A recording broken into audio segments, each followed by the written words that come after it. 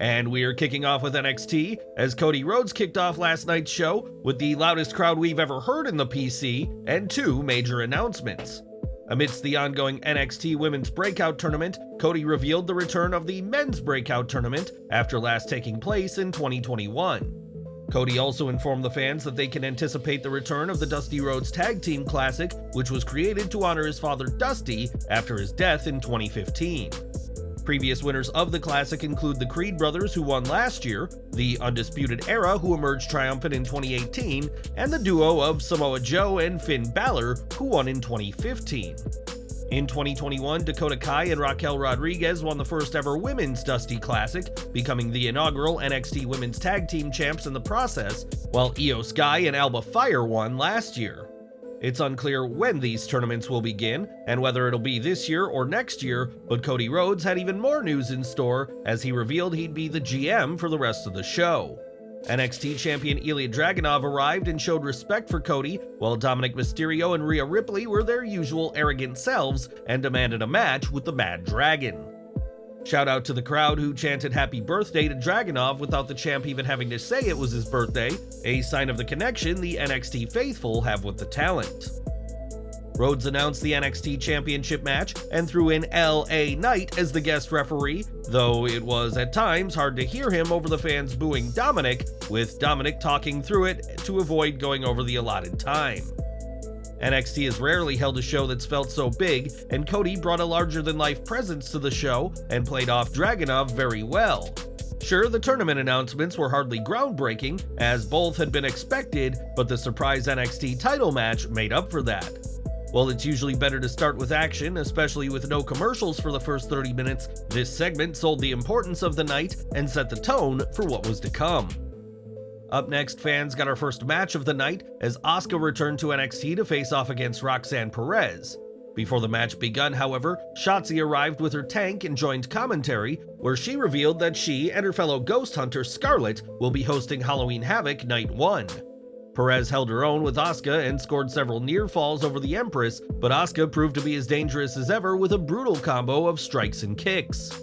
After one especially painful-looking kick to Perez's head, Asuka got the win and remained undefeated in NXT in what was a somewhat underwhelming match. Asuka vs. Perez was one of the big selling points of the show, and for the pair to only get 6 minutes did feel like a letdown, especially since both women have proven themselves in main events. Why these two didn't get more time, we'll never know, but post-match, Kiana James was backstage with Asuka and thanked the Empress for beating Perez. Blair Davenport entered and chatted with Asuka in Japanese, while Fallon Henley also showed up and tried to shake her hand, only to be cut in front of by Tiffany Stratton. Stratton told her to come to her if she needs anything, and Tiffany and Henley had a back and forth to end the rather awkward segment. This did feel like a case of NXT trying to get as many women on screen with Asuka, but if this leads to an Asuka vs. Stratton feud, we won't be complaining. NXT also saw two ex-AEW stars make their gold brand debuts, those being Brian Pillman Jr. and Jade Cargill. After weeks of being teased, Pillman Jr. appeared in a video package where he spoke about not really remembering his late father, who passed away in 1997 when Pillman Jr. was just 4 years old. Saying that he is nobody's junior, Pillman said that he will be going by the last name King, saying it's the name of the man who raised him. Brian Pillman Jr. joined WWE back in August, and while he's yet to make his in-ring debut, expectations are high for the ex-AEW talent. Backstage, a white SUV was seen arriving at NXT, and out came Jade Cargill, who was greeted by Senior Vice President of Talent Development Creative, Shawn Michaels. Fans first caught glimpse of the former AEW star at Fastlane, where a similar segment played out and saw Cargill be greeted by WWE CCO Triple H. Cargill is also expected to be at this Friday's SmackDown, but it is not known in what capacity she will be featured. Cargill signed with WWE on September 26th and has been treated as a huge signing by WWE, and like Pillman, expectations are immensely high for the former TBS champion. One of the biggest selling points for this week's NXT was John Cena, who succeeded in firing up the crowd in typical Cena rah-rah fashion. We haven't heard a We Are NXT promo since Triple H was opening takeovers, and Cena's wholesome personality shined through last night, just as it has in Hollywood. This was an effective segment that empowered fans and reminded them that they are not watching an inferior product, and Cena also shared some screen time with Bron Breakker. Having Bron appear with the greatest of all time will do wonders for his career, and it was a major positive that Breakker didn't eat in AA and get buried by Big Match John. We'll admit though that it was odd to not have Carmelo Hayes appear for this segment, given the main event was going to be Hayes versus Breakker, but instead Bron, despite not getting AA'd, looked weak by running away from Cena. In the main event of the show, Cena was indeed in the corner of Carmelo Hayes, while Breakker had one of WWE's greatest managers ever, Paul Heyman, by his side. Interestingly, Heyman was seen speaking with Ava Raine in a private room, and it was clear they were talking about the bloodline, and Paul later gave Breakker a pep talk before the main event.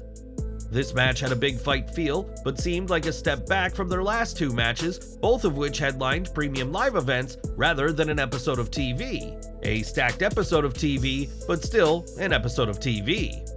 We are curious to see how new viewers tuning in take to Breakker and Hayes, who delivered as expected in the ring. Towards the end of the match, Cena grabbed the ring steps away from Breakker, but as he did, Solo Sikoa came into frame and brawled with Cena. Even without his cornerman, Hayes would secure the victory, earning a spot in next week's triple threat match to determine Ilja Dragunov's next challenger. That match was announced by Cody Rhodes earlier in the night and will also feature Baron Corbin and Dijak. Post-match, Breakker attacked Hayes and declared himself the only badass around these parts, a comment that a certain American badass took exception to. After being teased by WWE in the days preceding NXT, the promotion waited until the end of the show for The Undertaker to emerge on his motorcycle and in complete American badass regalia. In the ring, Breakker didn't back down, telling the old-timer that there is only one badass around NXT, but the crowd anticipated what was to come, giving "you f***ed up" chance to Bron. The Undertaker said that he's been watching Breakker for a long time and that he's a special talent who's going to be a big deal one day, but today is not that day. The Hall of Famer leveled Breakker with a right hand before delivering a devastating chokeslam, all while Hayes, recovering from the attack, grinned like a Cheshire cat in the corner. Grabbing the mic again, Taker told Bron that there's always an older, bigger, badder badass waiting around the corner, and that he just met the baddest of them all. Taker then picked Hayes up and the pair posed for the crowd as the show went off the air in an epic moment of WWE's past meeting WWE's future. NXT did not give away too much early when it came to Taker's surprise arrival, but there were enough whispers going around that fans at the center were excited to see him all night long. As for Heyman and Cena, their role was mostly superfluous, whereas the focus was on the young stars in the ring, as the goal of the night should have been. While it was great to see a chokeslam from the Phenom, we don't expect a match between Undertaker and Breakker, as the Deadman got his perfect send-off in 2020 with AJ Styles. After years as the undead mortician, it's cool to see The Undertaker be able to be more himself on TV, and who knows when the badass will resurface in WWE. The NXT Championship match between Ilja Dragunov and Dominik Mysterio certainly delivered, and it should come as no surprise that the Judgment Day interfered. Rhea Ripley was able to distract Knight at one point, giving Mysterio the chance to thumb Dragunov in the eye, and while Finn Balor and JD McDonough also interfered, JD ate a BFT for his trouble. During the distraction, Ripley went to hit Dragunov with one of the championship belts, but missed and fell into the arms of Trick Williams, who was ringside. With all the chaos going on, Dragunov got the pin on Mysterio and had his hand raised by Knight after his victory, but his celebration was cut short by Baron Corbin. Corbin challenged Dragunov to a title match, as did Dijak, who declared that Dragunov was his, which helped build to what'll be an epic triple threat match with Carmelo Hayes next week. AEW Dynamite Title Tuesday had a stacked show of their own, which saw Bryan Danielson earn his way into a TNT Championship match this Saturday with Christian Cage.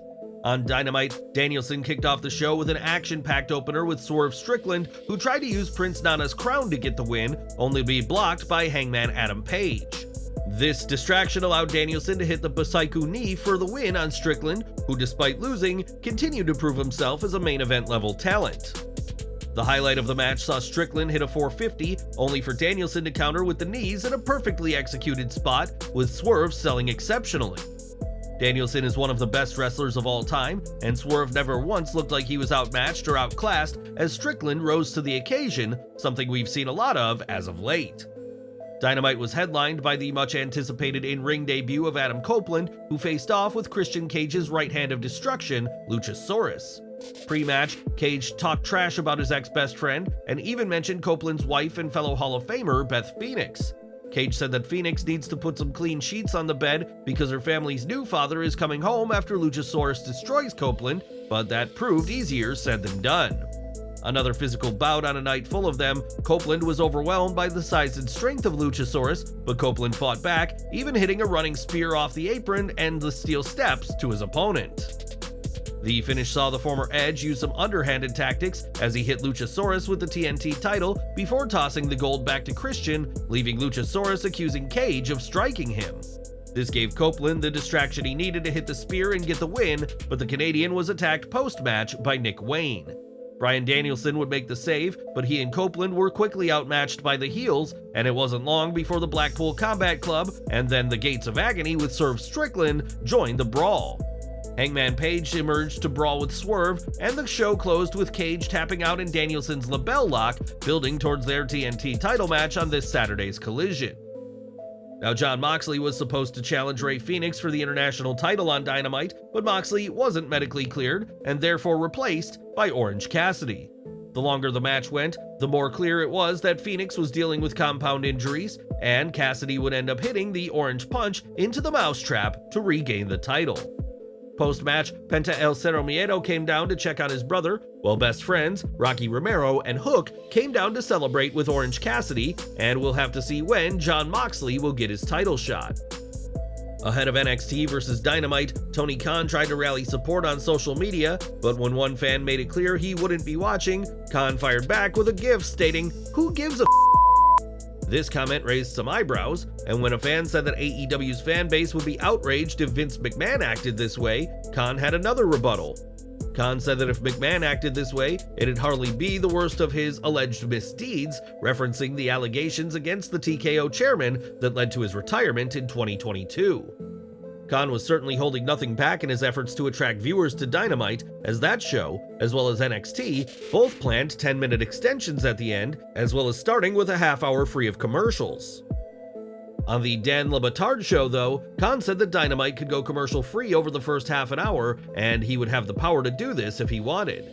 Tony Khan had plenty to say on social media ahead of the NXT Dynamite showdown, but Becky Lynch chose to have a picture tell 1,000 words. On Instagram, the NXT Women's Champion shared a photoshopped image of Khan holding her upcoming memoir, The Man, as the top woman in NXT was obviously rooting for the Gold brand to beat Dynamite. Both Dynamite and NXT delivered packed shows, but it seems some people at Title Tuesday would rather have been in the Performance Center. In fan-recorded footage at Dynamite, a TV screen in one of the VIP boxes can be seen airing NXT, as whoever was in that VIP box clearly wanted to see what WWE was doing. This is hardly a good look for Tony Khan's shows, and we'll have to see what the viewership numbers have to say about this Tuesday night war. Back to the action at NXT, and Butch, Ridge Holland, and Tyler Bate were next up as they faced Gallus in a pub rules match, and with how well they meshed, Bate looked like a brawling brute himself. Both teams hyped each other backstage before the match begun, and Gallus attacked their opponents during their entrance, showing they didn't plan on taking it easy. Gallus couldn't compete with the faces though, and after Wolfgang and Mark Coffey went down outside, Bate and the Brutes finished things with a triple powerbomb on Joe Coffey through a table.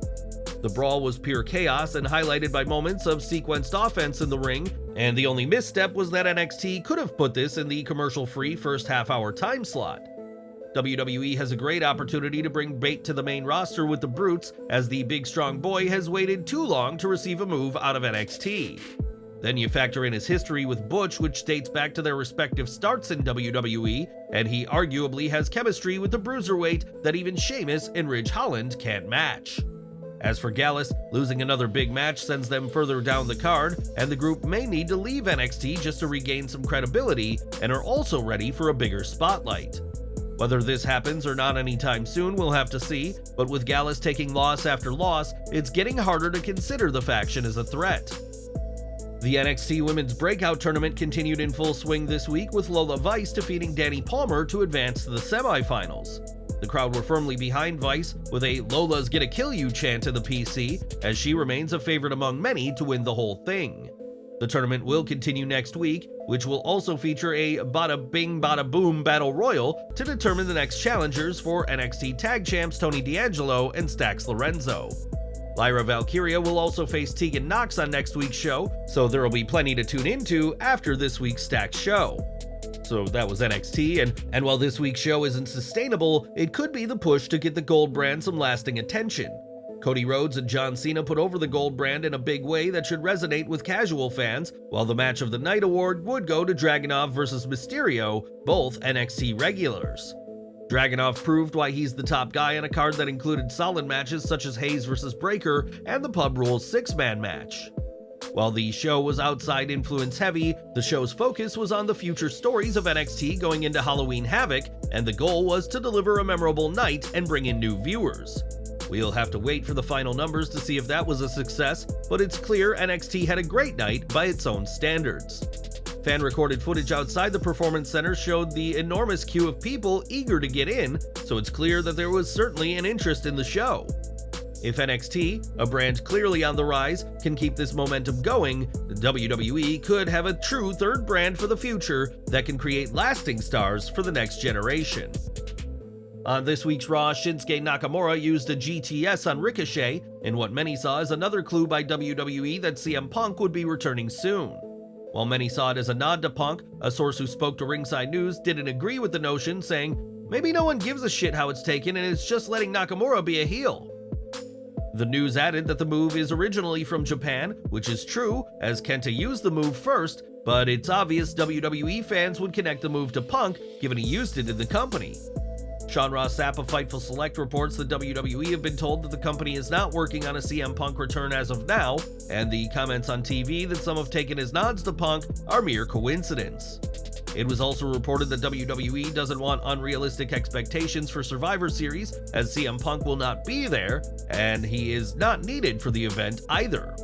While Punk is no longer with AEW, Tony Khan was asked about his ex-employee during the Dan Le Batard show, and said that what happened backstage at All In was without a doubt the most dangerous situation he's ever been in backstage. Khan reiterated previous claims that he feared for his life, stating that he was scared as hell for a moment, so don't expect the AEW president to do business with CM Punk ever again.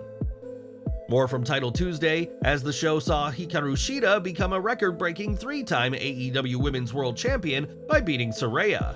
At times, it appeared the match could have gone either way, but it was Shida who emerged supreme in a match that may have revealed more about Saraya than AEW intended. Despite her miraculous comeback to wrestling, Saraya often appears a step slower than her opponents and is looked to be lacking in confidence on more than one occasion. Perhaps it's down to her neck injury and 5-year absence from the ring, but whatever the reason, it was noticeable again last night. Until Saraya can boost her confidence with more matches, putting the title on Shida is the right call, though we are disappointed it won't be Timeless Toni Storm who dethrones her former ally. Wardlow was in action this week after making a return last week, as his match with Matt Sydal would be entirely one-sided. The match ended via referee stoppage as Sydal was beaten to the point that he couldn't continue, and fans continued to notice the MJF name written on Wardlow's wrist tape.